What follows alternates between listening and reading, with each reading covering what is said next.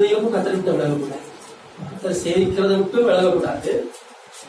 நம்முடைய இருதயமும் கத்தரை விட்டு என்ன செய்து விடக்கூடாது, விலகி விடக்கூடாது. ஏன் அப்படின்னா இருதயம் விலகுறதுக்கு வாய்ப்பு இருக்குது. அதை கவனிக்கிறோம்.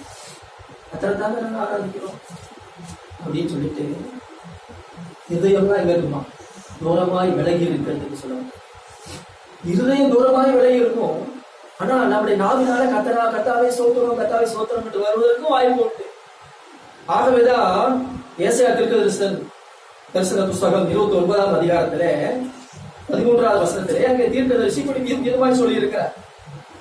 ஏசாயா 29:13 இந்த ஜனங்கள் தங்கள் வாயினால் என்னிடத்தில் சேர்ந்து தங்கள் உதடுகளினால் என்னை கனம் பண்ணுகிறார்கள்.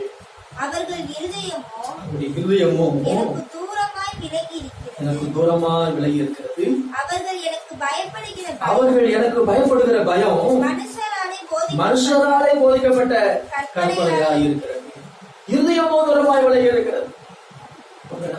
ஆராய்ச்சி சொல்லிக் கொண்டு நம்ம இருதயம் தூரமாய் இருக்குமானால் அதுவும் கர்த்தருக்கு பிடித்தமான ஒரு காரியம் அல்ல. இருதயம் தூரமாய் விலகக்கூடாது. அந்த முழு இதயத்தோடு கத்தரை சேவிக்கணும், முழு இதயத்தோடு கத்தரை தொழுது கொள்ளணும், முழு இதயத்தோடு கத்தரை நாம் ஆராதிக்க வேண்டும். ஆண்டவர் 15:8 அவர் அங்கே குறிப்பிடுகிறார். ஏசாயாவிற்கு நன்றாய் சொல்லி இருக்கிறார் உங்களை குறித்து. தன் உதடுகளினால் என்னை கனம் பண்ணுகிறார்கள், அவள் இருதயமோ எனக்கு தூரமாய் விலகி இருக்கிறது என்று ஏசாயாவிற்கு நன்றாக சொல்லி இருக்கிறார் என்று சொல்லி அங்கு இந்த வசனத்தை அவருக்கு செய்தார் என்று கோரிட்டு காட்டுகிறார். இருதயம் அவரை விட்டு விடைவிடக்கூடாது. இருதயபூர்வமா அவரை கத்தர் தொழுது விடும். அம்மே ஏதோ ஒரு உதட்டளவில் அல்ல, ஏதோ ஒரு பெயர் அளவில் அல்ல, சொல்லணும் இருதயபூர்வமாக முழு இருதயத்தோடு கத்தர் நம்ம தொழுது விடணும். இருதயம் ஒருபோது கத்தரை விட்டு என்ன செய்து விடக்கூடாது, விடைவிடவே கூடாது. அல்லேலூயா. கத்தரை விட்டு விடைவிடக்கூடாது. அடுத்து கத்தர் எழுதி கொடுத்த வேதத்தை விட்டு விடைவிடக்கூடாது, வசனங்களை விட்டு விடைவிடக்கூடாது. அம்மே கர்த்தர் எழுதி கொடுத்த வேதம் சொல்லுகிறது.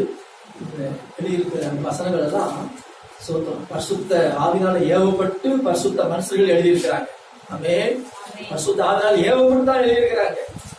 ஆகவே இது மனுஷனுடைய வார்த்தை அல்ல, தேவனுடைய வார்த்தை. தேவனுடைய வார்த்தை.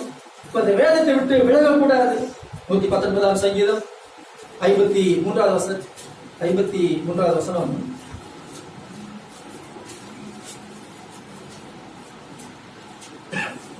உமது வேதத்தை விட்டு விலகுகிற